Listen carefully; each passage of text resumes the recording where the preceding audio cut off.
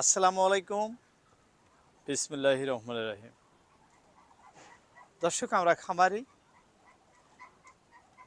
আমাদের সবারই মনে একই আশা, ভালো একটি হাঁস খামার গড়ে তুলব বা মুরগি খামার গড়ে তুলব। যে যেটা করেন এরকম আমাদের মনে কিন্তু একটা সবারই ভাব জাগে। অর্থাৎ ইউটিউবে বিভিন্ন ধরনের হাঁস মুরগির বিষয় ভিডিও দেখা যায়, সেখানে বিভিন্ন লাভের কথা বলা হয়। সেই লাভ থেকে বিভিন্ন ধরনের গাড়ি বাড়ি মাটি জমা ক্রয় করা বোঝানো হয় বা দেখানো হয়, শোনানো হয়।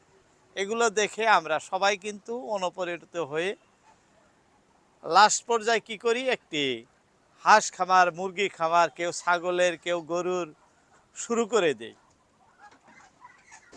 এই যে আমরা খামারের প্রতি আগ্রহী, কারণ একটাই, আমাদের অভাব। অনেকে শিক্ষা করেছেন, চাকরি বাকরি নাই, অনেকেরই রোজগার নাই, বিদেশ যাইতে পারেন না, এরকম বিভিন্ন ধরনের বেকার যেনারা, তেনাদের মাথায় কিন্তু এই কথাগুলো ঘুরপাক খায় সব সময়। কি করব, বেকার বসে থাকেও তো লাভ নাই। যাই হোক, ঋণ ধার করে কেউ বা কিস্তির উপরে বিভিন্ন ধরনের পন্থায় লাস্ট পর্যায়ে যে একটি খামার শুরু করে দেন। দর্শক, সেখান থেকে কি লাভ হবো কি লস হবো সেই বিষয় কিন্তু ইউটিউবের থেকে ওনারা পূর্ণাঙ্গ জ্ঞান নিয়েই শুরু করেন। কারণ ইউটিউবে জানার পর আর অজানা থাকে না যে কি ধরনের লাভ হয় লস হয়। তো ইউটিউবে যে বিষয়গুলো এই খামার সম্পর্কে বোঝানো হয়, সেগুলো কতটুক যুক্তিসঙ্গত, কতটুক সত্য এবং কতটুক মানে প্র্যাকটিক্যালি হয় কার কার, সেই সম্পর্কে নতুনদের কোনোই ধারণা নাই। যার জন্যই অনেকেই খামার করতে গিয়ে লস করে ফেলে। লাস্টে এমনও হয় যে মানে পথে দাঁড়ায়া যান। কারণ যাহা ছিল, ঋণ ধার করে যা দিয়েই শুরু করছিলেন, সেই উপার্জন উপার্জনিত অর্থই একেবারে লস হয়ে যায় এই খামারে আসার পর।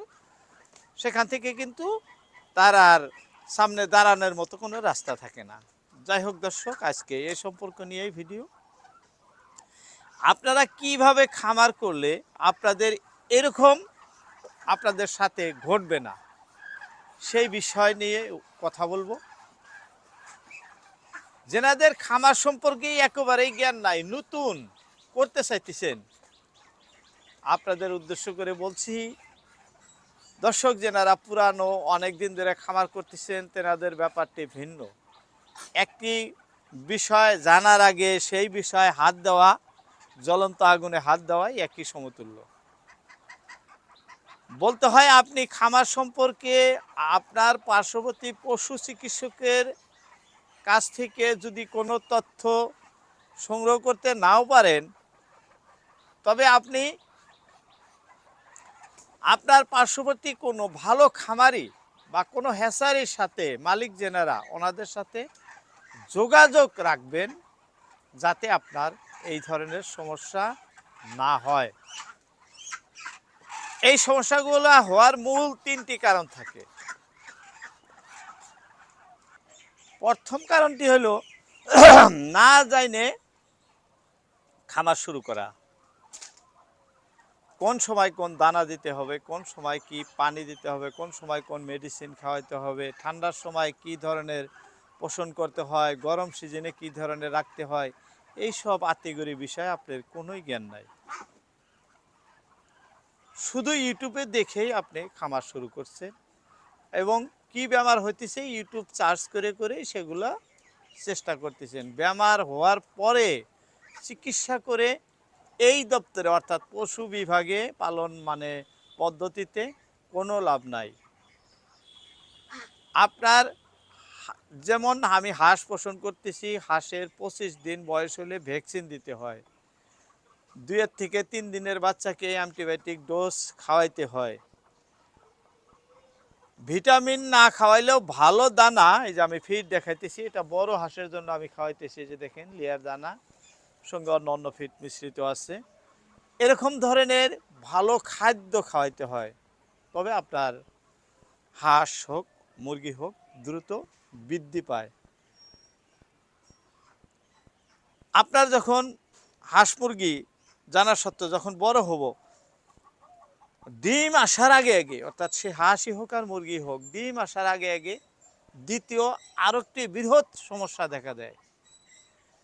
সেটা যদি নিয়মিত মানে ভ্যাকসিন দেওয়া না থাকে, আপনি নতুন খামারি ভ্যাকসিন দেন নাই, সুন্দরভাবে পালন করছেন, বড় হয়ে গেছে, মুরগির ডিম আসবো এখন, সেই ক্ষেত্রে দেখবেন রানীক্ষেত বেমার, মুরগির ডিমও শুরু, রানীক্ষেত বেমার শুরু হয়ে গেছে। হাঁসের ডিমও শুরু হয়ে আসবো, দেখবেন ডাক প্লেগ বেমারে মানে ধরে গেছে, বার্ড ফ্লু বেমারে ধরছে। এই সব বেমার যখন ডিম আসন্ন, অর্থাৎ ডিম আপনার যখন লাভ হবো হাঁসের থেকে, এই সময় কিন্তু বেশি দেখা যায়। যেনারা খামারি ভাই তেনারা মিলিয়ে নেবেন কথাগুলো ঠিক হয় কিনা। তাই যেনারা প্রকৃত মানে আগের থেকেই পরিচিত খামারি বা খামার করে আছেন আগে পাশে, তেনাদের কিন্তু এই সমস্যাগুলো দেখা যায় না। কারণ যে সময় ভ্যাকসিন দিতে হয় দিয়ে রাখেন, যে সময় অ্যান্টিবায়োটিক খাওয়াইতে হয় খাওয়াই রাখেন, মানে বিভিন্ন বিষয় ইয়ার চর্চাগুলো মানে ঠিক রাখা তেনারা করে থাকেন। যেমনি তৃতীয় আরো একটি নাম্বার কারণ আছে, সেটা আরো জটিল। যে ঘরে হাঁস থাকে, এই যে আমি দেখাইতেছি আপনাদের, যে ঘরে হাঁস থাকে সেই ঘরটি একদম পরিষ্কার পরিচ্ছন্ন রাখতে হয়, এরকম শুকনা যাতে থাকে। আর শীতের দিনে এরকম দুই সাইডে যেরকম বেড়া রাখতে হয়, যাতে ঠান্ডা প্রবেশ করতে না পারে, কিন্তু উপর দিকে খালি রেখে। এভাবে পরিষ্কার পরিচ্ছন্ন না থাকলে আপনার খামার, সেই ক্ষেত্রেও আপনার হাঁসের বেমার হওয়াটা স্বাভাবিক। এখান থেকে বিভিন্ন ধরনের রোগ বালাই ছড়ায়। খামারে আপনার স্প্রে করতে হয় ভালো মেডিসিন দিয়ে, B904 বা কোর্সোলিন, ফরমালিন, এসব দিয়ে যদি আপনি স্প্রে করে রাখেন, সেক্ষেত্রে আপনার হাঁসের বাচ্চা হোক, যে আমি বাচ্চা হাঁস দিয়ে বাচ্চা হোক, বড় হাঁস হোক, সবই কিন্তু ঠিক থাকে, কোনো ধরনের সমস্যা হয় না। তাই একবারে না যায়নি খামার শুরু করাটা নিতান্তই অন্যায়, করবেন না আমার মতে আর কি।